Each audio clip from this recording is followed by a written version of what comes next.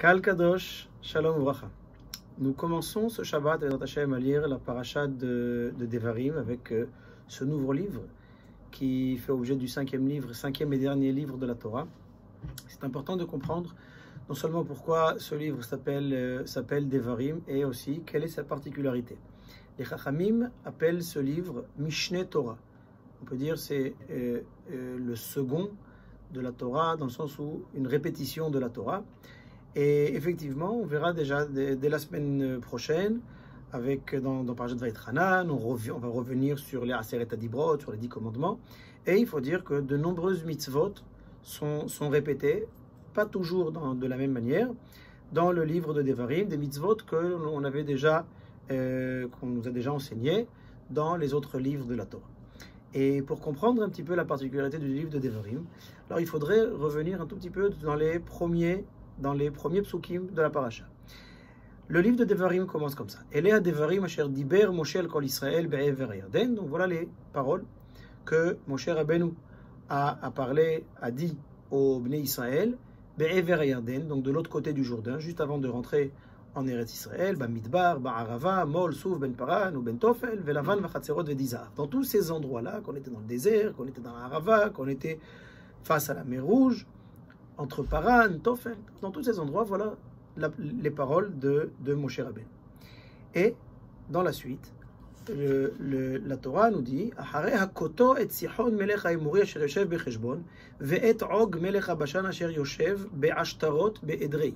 Après avoir donc frappé, après avoir battu Sihon, qui était le roi des Émoréens, c'est-à-dire le côté est, d'accord, un pays à l'est d'Eretz Israël, qui s'appelle Asher Yoshev Becheshbon, qui se trouve dans la région de Cheshbon, Vet Og Melech HaBashan, Og, le roi de Bashan, qui se trouve dans la région, à Ashtarot, dans la région de Edrei. Et là, on arrive à l'essentiel du pasuk de notre paracha, Be'ever Yarden, Be'eretz Moav. Donc c'est justement de l'autre côté du Jourdain, en terre de Moav, Ho'il Moshe Be'eret HaTorah Azot Lemor, que Moshe Rabbeinu a commencé à expliquer, si on peut être un peu plus précis, à expliciter la Torah. Sur cette notion de Be'er et Torah Azot Lemor, Rashi explique Beshiv'im Lashon Pirsha Alahem, avec 70 langages, par 70 langages, alors Moshe Rabbeinu a expliqué la Torah. Vous imaginez que déjà que les enseignements de la Torah ne sont pas si faciles à comprendre, à accomplir. Vous imaginez que d'expliquer la Torah en 70 langues, en quoi maintenant, au Bnei Israël, on va répéter la Torah dans différentes langues? Quel est le sens de cette répétition et surtout, c'est quoi ces Shivim Lashon? Les Mefarshim expliquent que nous sommes ici à la fin des 40 ans dans le désert. La fin des 40 ans dans le désert, ça veut dire que le Ham Israël n'est plus au même niveau, n'est plus au même endroit, non seulement géographiquement parlant, c'est évident, mais même sur le plan spirituel, le Ham Israël a ici acquis un autre degré de spiritualité. Le Ham Israël est beaucoup plus élevé. Deux raisons. 40 ans dans le désert, après avoir non seulement traversé tout le désert, mais toutes les péripéties du désert, toutes ces crises, tous ces événements très importants comme le don de la Torah, la sortie d'Égypte, mais aussi toutes ces crises avec les Meraglim, tout ce qui s'est passé, les explorateurs, Adat Korach, tout ce qui s'est passé pendant ces 40 ans. Et à ce moment-là, bien que nous avons déjà reçu la Torah, Akadosh Baruch Hu nous dit ici, Moshe commence à expliciter la Torah. Pourtant, on sait très bien que Moshe a commencé ce travail depuis le début, déjà depuis que nous sommes sortis d'Égypte, depuis qu'on a reçu la Torah. L'explication se fait dans chaque paracha, Vaïdaber Hashem el Moshe les morts. Akadosh Baruch Hu dit à Moshe, il lui enseigne un passage, une paracha, une mitzvah, et après, c'est Moshe Rabbeinu qui prend le relais et qui va enseigner au Bnei Israël. Pourquoi à ce moment-là précis de la Torah et à la fin des 40 ans dans le désert, alors on vient nous dire, voilà, c'est maintenant que Moshe Rabbeinu commence à expliciter la Torah.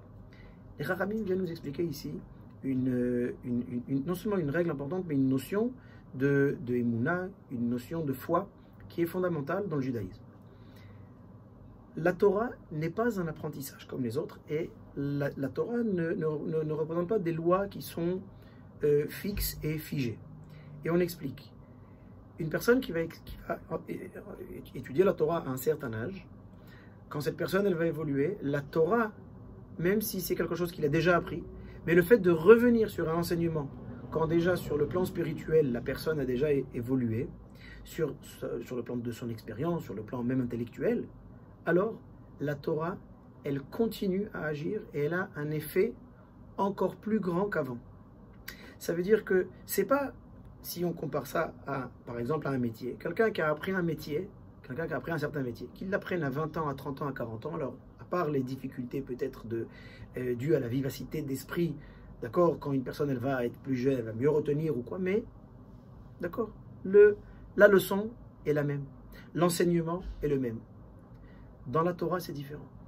On peut apprendre un pasouk à l'âge de 5 ans, le même à l'âge de 10 ans, le même à l'âge de 50 ans, le même à l'âge de 100 ans. On sait que ce pasouk, il aura différents sens. Pourquoi? Parce que le pasouk, ou n'importe quel enseignement de la Torah, c'est la parole d'Hachem. Cette parole d'Hachem qui est justement une parole qui provient d'Akadosh Baruch Hu, qui est infinie. Donc, il y a justement un bagage spirituel. On va appeler ça, si vous voulez, dans cet enseignement, cette charge spirituelle qui est infinie aussi. Et c'est la raison pour laquelle, ici, la Torah nous dit, la Torah, elle est apprise, mais elle est constamment étudiée. Et non seulement elle est constamment étudiée, il y a aussi des conditions. Il y a une expérience à acquérir. Il y a cette fille du Ham Israël dans le désert, et il y a surtout notre présence en Eretz Israël, qui fait qu'on peut comprendre la Torah pleinement qu'en Eretz Israël. Comme disait le Rav Kook dans son fameux livre Oroth, que même les pensées d'un juif, même les pensées individuelles ont un autre niveau. Pas seulement les mitzvot, pas seulement l'étude, mais même les pensées d'une personne, elles ont un plus haut niveau de Kedusha, de sainteté, de Tahara et de pureté. C'est un petit peu ce que nous disent les Chachamim aussi, que la Torah en Eretz Israël, en Torah qu'est Torah Eretz Israël. Pourquoi? Pourtant, on va dire, c'est exactement la même Torah. C'est vrai que c'est la même Torah. Mais la Kedusha, la Shechina, toute cette présence divine, toute cette présence et cette proximité avec Akadosh Baruch Hu fait que justement, la Torah qu'on va pouvoir capter, elle a un tout autre niveau. Et c'est justement ici le message à chaque individu. Pourquoi cette mitzvah tellement importante, prépondérante dans le judaïsme, de tout le temps étudier, cette notion de Mishneh Torah. Ce n'est pas seulement un moyen mémotechnique et on revient sur une chose qu'on pourrait éventuellement oublier, comme un élève va revenir sur une leçon. Non, on revient pour justement, non seulement pour acquérir, mais pour, comme disent les Chachamim, pour s'associer avec Hachem dans la Torah. Nous sommes à la veille de Tisha B'Av et les Chachamim nous disent que pourquoi le Beth Amikdash a été détruit, pourquoi toute la destruction et tout cet exil, c'est parce que malheureusement, les Juifs étudiaient la Torah, mais ils n'ont pas fait la bracha avant de l'étudier. Ça veut dire quoi? Shelo birchu batorah techila. C'est ce que dit la Gemara. Pourquoi? Ça veut dire quoi? Quelqu'un qui va étudier sans faire de bracha, ça veut dire que c'est quelqu'un qui va, oui, s'adonner à l'étude, mais sans comprendre quel est le but de l'étude. Le but de l'étude, c'est de se rapprocher d'Hachem, et c'est justement de faire que moi, ma personne et l'enseignement fassent qu'une seule entité. Acquérir, digérer ces idées, on peut dire entre guillemets, et devenir soi-même, si c'est dans notre manière de parler, dans notre manière de réfléchir, dans notre manière d'agir, dans tous les domaines, que notre véritable nature, qui est cette nature de Torah, revienne comme avant. Alors nous avons cette nature humaine, avec nos faiblesses, avec nos penchants, bons et mauvais, petit à petit, et à chaque étape de la vie, et bien entendu, en fonction de la Kedusha et de la sainteté et de la manière dont je vais agir et de la Kedusha de mes actes et de nos pensées, c'est comme ça justement que la Torah n'a sans cesse une influence sur la personne, et c'est le but. C'est la raison pour laquelle c'est avec toujours cette joie, cet enthousiasme que non seulement nous étudions la Torah, mais que nous devons aussi revenir constamment sur notre étude et toujours avancer et persévérer, justement pour faire en sorte que non seulement de comprendre la Torah, mais de vivre la Torah.